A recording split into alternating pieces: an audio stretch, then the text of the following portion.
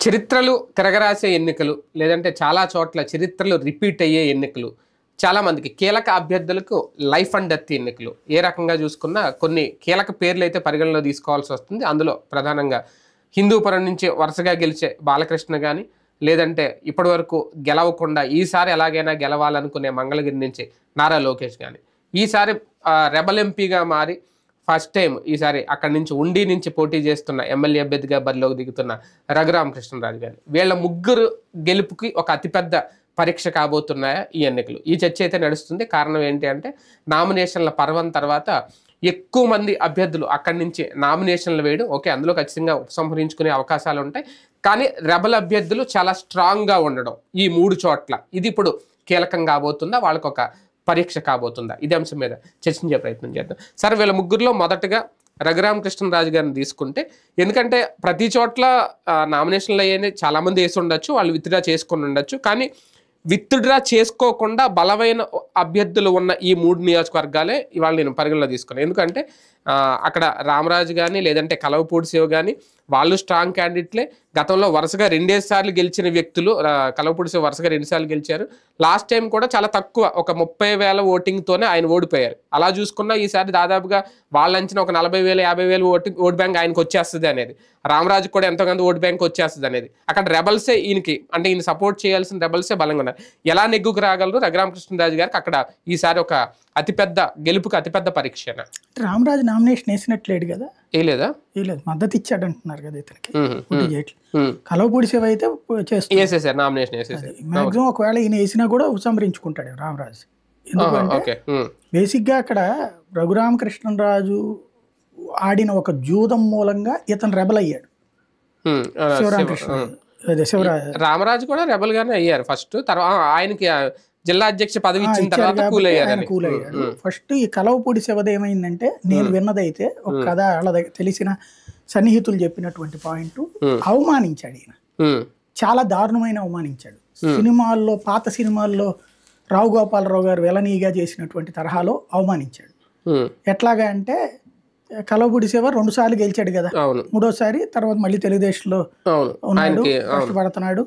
MP seat అనుకుంటే MP seat లో ఓడిపోయాడు కాబట్టి ఆయన అట్లా పక్క ఎంపీ సీట్ ఇచ్చారు. ఎంపీ సీట్ ఆయన, ఎమ్మెల్యే సీట్ ఈయన. తర్వాత ఈ ట్రిప్ ఎమ్మెల్యే ఇస్తానని చెప్పారు అప్పుడు చంద్రబాబు అన్నారు. సరే, ఎమ్మెల్యేకి ఆయన ప్రిపేర్ అయితే ఆయన పద్దాక చంద్రబాబు గారి దగ్గరికి ఏమి వెళ్తారు కాబట్టి ఆ మధ్యలో ఉన్న అనుసంధానకర్తలకి ప్రయత్నిస్తారు. ఈయన రోజు నాకు చంద్రబాబు గారు ఫోన్లో మాట్లాడుతున్నారని రోజు పాప రచ్చబండ చెప్తుంటే ఆ రచ్చబండ అనేది నమ్మాడు. ఈయన నమ్మి ఆయనకి మన ఊరేడే కదా అని చెప్పేసి ఫోన్లు చేయడం ప్రారంభించాడు. నీకెందుకు, నేను ఇప్పిస్తాను రా అని చెప్పాడు ఆయన రఘురామకృష్ణరాజు. కనీసం 6-7 నెలల్లో కలుస్తూనే ఉన్నారట ఇద్దరు. రఘురామకృష్ణరాజు కలవపూడి శివ కలుస్తా వచ్చాడట ఆయన. నీకెందుకు, నీదే సీట్, నేను మాట్లాడేసానులే అని చెప్తా వచ్చాడట. అంతా అయిపోయిన తర్వాత ఒక రోజున మీ వాళ్ళందరినీ, మీ ఊళ్ళో ఉన్న పెద్దవాళ్ళందరినీ పట్టుకురా, నేను మాట్లాడేశాను, ఫోన్ చేసి మరి నేను మీ ఎమ్మెల్యే క్యాండిడేట్గా నేను పరిచయం చేస్తాను రమ్మన్నాడట. ఈయన 10 మందిని వేసుకుని వెళ్ళాడు పాపం, ఊరి పెద్దలందరినీ వేసుకుని వెళ్ళాక సినిమాల్లో మనకు అదేదో సినిమా ఒకటి ఉంది చూడండి, 2 సినిమాలు చూశాను నేను బాగా గుర్తు.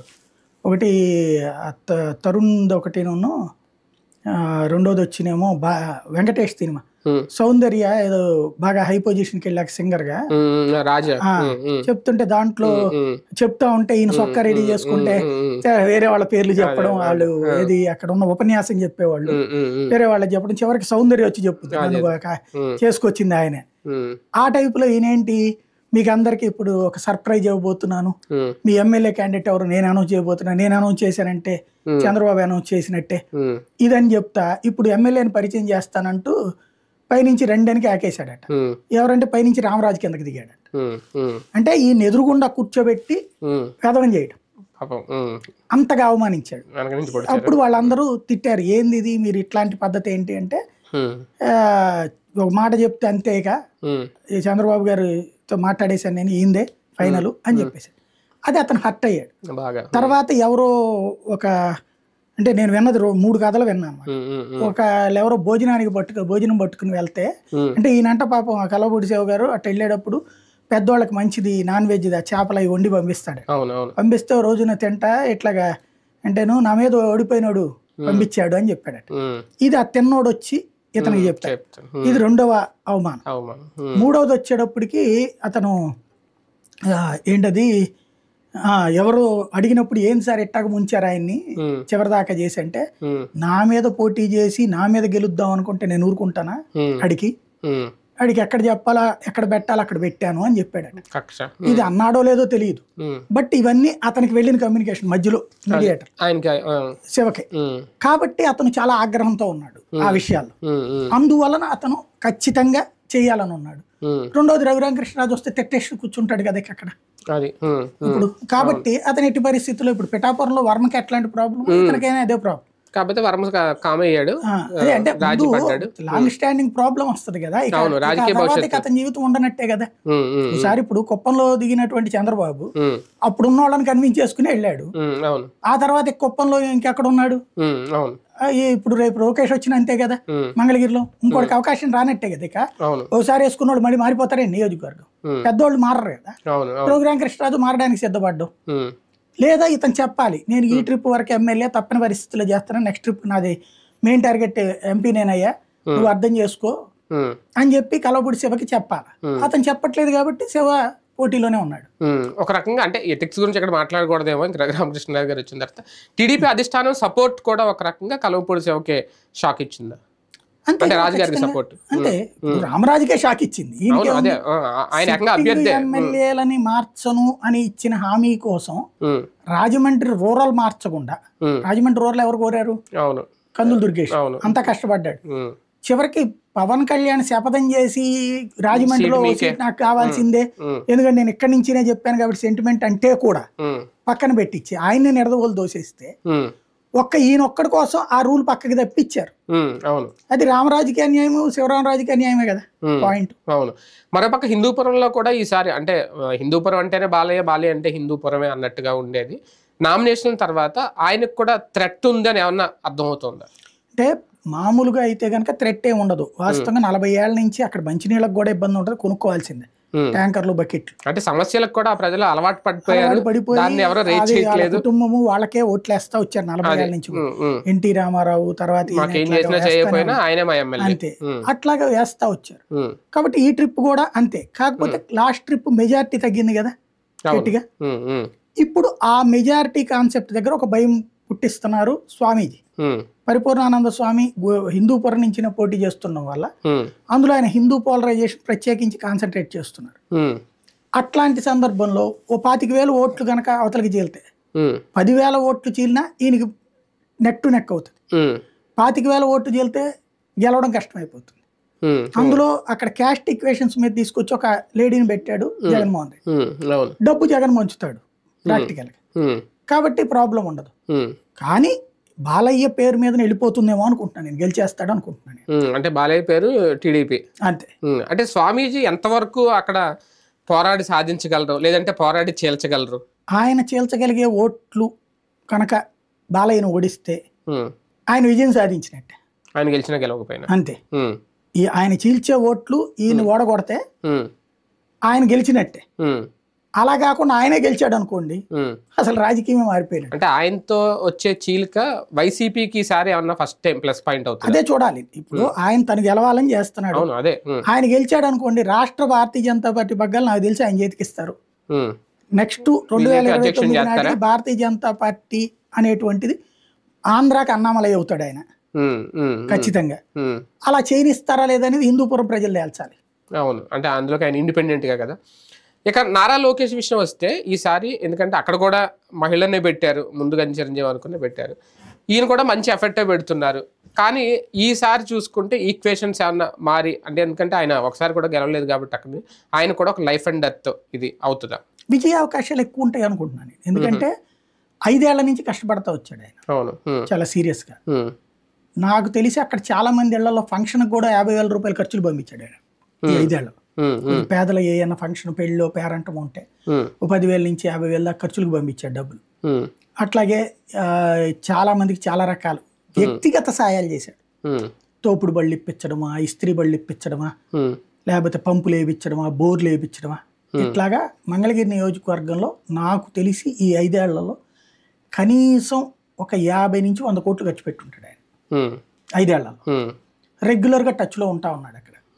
కాబట్టి అక్కడ లోకేష్కి ఒక పాజిటివ్ ఉంటుంది. రెండవది ఏమైందంటే ఆళ్ల రామకృష్ణారెడ్డిని పక్కన పెట్టడం, అతను పని చేస్తున్నాడు కానీ మనస్ఫూర్తిగా చేస్తున్నాడు అనేది డౌట్ నాకు.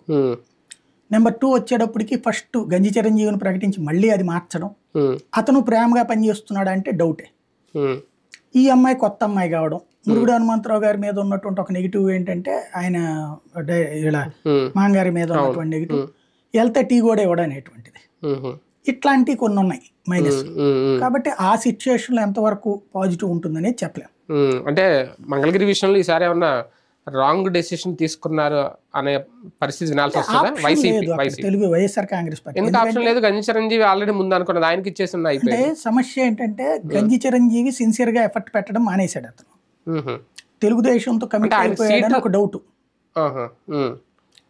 నాకు. ఆయనకి సీట్ రాదని తెలిసిన తర్వాత ఎఫర్ట్ పెట్టలేకపోయారా? ముందు ఇచ్చిన తర్వాత తిరగాలి కదా. ఇప్పుడు లోకేష్ 5 ఏళ్ల నుంచి తిరుగుతానే ఉన్నాడు, ఈయనకి ఇచ్చాక తిరిగేయాలి కదా. ఇచ్చాక ఫుల్ గా తిరిగేయాలి కదా, పదవి కూడా ఇచ్చారు కదా, తిరగాలి కదా జనంలో. కూర్చుంటే ఉపయోగం ఏముంది? అందువల్లనే కదా మార్చాల్సి వచ్చింది చివరి నిమిషంలో. ఇంకోటి వీళ్ళు సహకరించలేదు. ఆవిడెవరో లేడీ ఉంది కదా, వీళ్ళ అత్తగారు ఎవరు అవుతుంది కదా, ఆమె సహకరించలేదు. అందరూ సహకరించాలంటే ఈమె పేరు వచ్చింది తెర మీదకి. ఈ గందరగోళం కూడా ఒక రకంగా లోకేష్ కి తెచ్చింది అనుకో. లోకేష్ ప్లస్ వీళ్ళతో పాటు మరొక కీలకం, ఈసారి ఖచ్చితంగా గెలవాలి, గెలిచి తీరాలి అనుకునేది పిఠాపురం పవన్ కళ్యాణ్. నామినేషన్ తర్వాత ఇప్పటి వరకు పిఠాపురంలో చూస్తున్న ఊపు, ఎందుకంటే మొత్తం చాలా చోట్ల హౌస్ఫుల్ బోర్డులు పెట్టేశారండి. హోటల్స్ ఎక్కడ రూమ్స్ ఖాళీ లేవు, బయట వాళ్ళు రానివ్వకుండా దాని పోల్ మేనేజ్మెంట్ అనాలో లేదంటే ఇంకో మేనేజ్మెంట్ గట్టిగా అయితే చేస్తున్నారు. కలిసి వచ్చేదైనా లేదంటే వంగా గీత వాళ్ళ ఆయన కూడా నామినేషన్ వేశారు అక్కడ ఈసారి. ఓకే, గ్యారంటీగా ఉపసంహరించుకుంటారు అనుకోండి. అది ఏమన్నా కొంచెం థ్రెట్ అవుతుందా పవన్ కళ్యాణ్? ఎక్కువ ఛాన్సెస్ ఉన్నాయి అనుకుంటున్నాను పవన్ కళ్యాణ్. ఎందుకంటే లాస్ట్ టైం బేవారంతో కంపేర్ చేస్తే అంటే ఒక సెంటిమెంట్ ఉంది. ఇప్పుడు లోకేష్ కైనా ఈయనకైనా ఓడారు అన్నటువంటి ఒక సెంటిమెంట్ ఉంటుంది, సింపతి. క్యాస్ట్ లో ఉన్నటువంటి వాళ్ళందరూ ఆ సింపతితో అక్కడ వాళ్ళు అయితే ఇంకా వేరే వాళ్ళకి ఎందుకు వేయాలనుకుంటారు అనేది ఒక ఆస్పెక్ట్. మిగతా కులాలన్నిటినీ పోలరైజ్ చేసుకుని ప్లస్ ఇక్కడ ఒకే ఒక పాయింట్ గీతకున్న ఎసెట్ ఏంటంటే, గోదావరి జిల్లాలో మీకు తెలుసు ప్రతి నియోజకవర్గంలో కూడా స్థానిక పంచాయతీలు ఎక్కువ ఉంటాయి. ఇంటి స్థలం కూడా వచ్చినా, ఇంటి కూడా వచ్చినా, ఆస్తి కూడా వచ్చినా, వ్యాపారం కూడా వచ్చినా పోలీస్ స్టేషన్కి వెళ్ళి కూర్చుని పెట్టుకోరు, ఎమ్మెల్యేలే పంచాయతీలు చేసేస్తారు. స్థానిక ఎమ్మెల్యేగా పవన్ కళ్యాణ్ దగ్గర అయితే అదంతా వర్కౌట్ కాదు. కాబట్టి నాకేమని అడుగుతుంది ఈవిడ. పెద్ద సర్కిల్స్ వాళ్ళు ఆ రూట్లో ఆలోచిస్తారు. లేబర్కి వచ్చే ఆలోచన బేసిస్ మీద ఉంటుంది. లేబర్ సంక్షేమ పథకాలు మేము వస్తే ఎక్కువ ఇస్తానంటున్న ఈయన ఈ కాన్సెప్ట్ బేసిస్ మీద వెళ్తుంది. కానీ అంటే ఈయన అంటే ఒక ఊపు, అంటే యంగ్ ఓటింగ్ కానీ లేదంటే మీరు అన్నట్టు సామాజిక వర్గం ఓటింగ్ కానీ అది ఒక రకంగా మైనస్ ఏనా వైసీపీకి? ఖచ్చితంగా నేను అంటుంది అదే. ఆయనకే గెలుపు అవకాశాలు ఎక్కువ ఉన్నాయి అంటున్నా. ఎందుకని, ఒకటి ఇంతకుముందు ఓడిపోయాడు అన్నటువంటి ఫీలింగ్ ఉంది, సెంటిమెంట్. రెండవది వచ్చేటప్పటికి కులపరంగా అందరూ కలిసి ఓట్లు వేసేటటువంటి పరిస్థితి ఉంటుంది. మూడోది వచ్చేటప్పటికి బీసీ ఎస్సీ ఎస్టీ పిల్లల్లో అయినా యువత ఎక్కువ ఉంటారు కాబట్టి ఈ ఒక్కసారికి ఏమని ప్రెషర్ చేయొచ్చు. గీత గెలిచిందంటే ఈసారి ఖచ్చితంగా ఒక మంత్రి ఇవ్వాలి. కిందసారి పాపం చంద్రబాబు వీళ్ళిద్దరికి గంజిసీనికి ఇవ్వలేదు, తిప్పల నాగిరెడ్డికి ఇవ్వలేదు. అట్లాగే ఈ దఫా అయితే ఇస్తారేమో అనుకుంటా. ఎందుకంటే కిందసారి ఊపు మీద కొట్టామనంట. ఈ trip neck to neck fight లో కొడితే వచ్చే అవకాశం ఉంటుంది. అంటే స్థానికత మీద ఆధారపడి ఉంటుందేమో. ఇంకా జనాలు స్థానికతని ఎంచుకుంటారు లేదా? ఇప్పుడు కుప్పంలో స్థానికతను పట్టించుకోవట్లేదు బేసిక్ గా. చంద్రబాబు అసలు ఇల్లే లేదు అక్కడ, లేదా కడదాం అనుకుంటున్నారు. అట్లాంటి వాళ్ళకి ఇవ్వట్లేదు. ఇప్పుడు ఆ లెక్కనైతే అనిల్ యాదవ్ ఏం చేయాలా, చెవిరెడ్డి భాస్కర్ రెడ్డి ఏం చేయాలి? వీళ్ళ స్థానికతలు ఏంటి? అవును, అంతే కదా చెప్పాలి. రైట్, చూద్దాం. మొత్తానికి గెలుపు పరీక్షలను ఎదుర్కోబోయే నాయకులు ఎక్కువ మందే కనిపిస్తున్నారు ఈసారి ఎన్నికల్లో. వీళ్ళందరికీ ఎలాంటి పరీక్ష పెడతాయి ఎన్నికలు? గెలుపు సాధించడం అంత సాధారణమా? ఇక ప్రజలే తేల్చాలి, ప్రజలే తీర్పు ఇవ్వాలి. చూద్దాం.